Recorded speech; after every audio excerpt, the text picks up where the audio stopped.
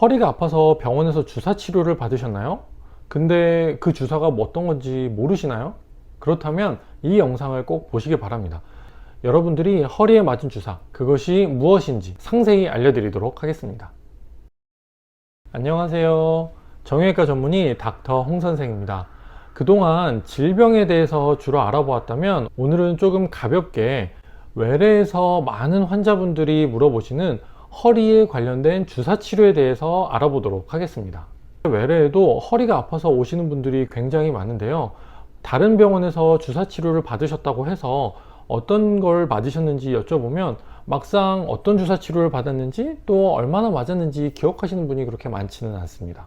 물론 본인이 스스로 잊어버리셨을 수도 있지만 주사 치료가 워낙 다양하기도 하고 의사가 설명을 제대로 안 해줬을 수도 있기 때문에, 그래서 오늘 이 영상을 보시고 나서부터는 내가 맞았던 주사가 어떤 주사인지 그리고 어떤 치료를 받았는지 확실하게 아시기 바랍니다. 허리에 맞는 주사는 크게 4가지로 나눌 수가 있는데요.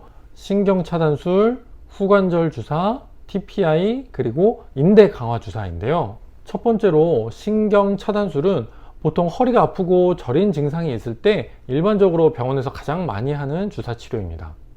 보통 엎드린 상태에서 엑스레이를 실시간으로 보면서 허리에 문제가 있는 부분에 주사 치료를 하는 경우가 많은데요. 디스크나 협착증으로 인해서 신경이 눌리게 되면 신경 주변에 염증이 생기고 그로 인해서 다리가 저리고 당기는 듯한 신경통이 생기게 되는데요.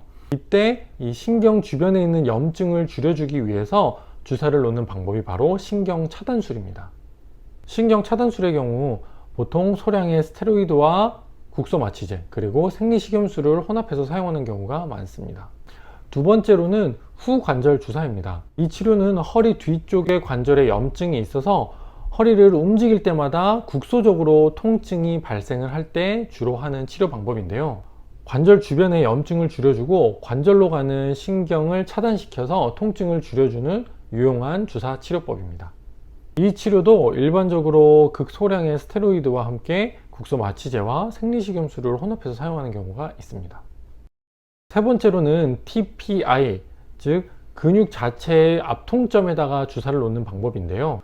허리 주변의 근육에 과도한 긴장이 있어서 통증이나 염증이 심하게 있을 경우에 그 근육의 긴장을 완화시켜서 통증을 줄여주는 목적으로 사용을 하게 됩니다. 이 경우에는 국소마취제와 생리식염수 아니면 포도당 같은 용액을 이용해서 주사 치료를 시행합니다. 마지막으로 네 번째, 인대 강화 주사인데요.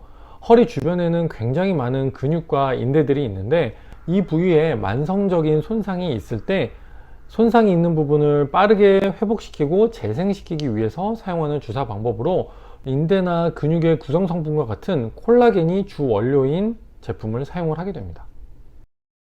이 중에서 대부분의 환자분들이 항상 걱정을 하시는 것은 이른바 뼈주사라고 불리우는 스테로이드인데요. 스테로이드는 염증을 아주 빠르게 줄여주는 효과가 있어서 대부분의 병원에서 사용을 하고 있습니다. 하지만 많은 분들이 아시는 대로 부작용도 있는데요. 과도하게 사용할 경우에는 전신적으로 몸이 붓는다든지 당 수치가 갑자기 올라간다든지 아니면 골밀도가 감소하는 이런 전신적인 부작용이 생길 수가 있고요. 드물지만 주사 부분에 균이 들어가서 오히려 염증이 더 심하게 생겨서 발생하는 문제들도 있습니다.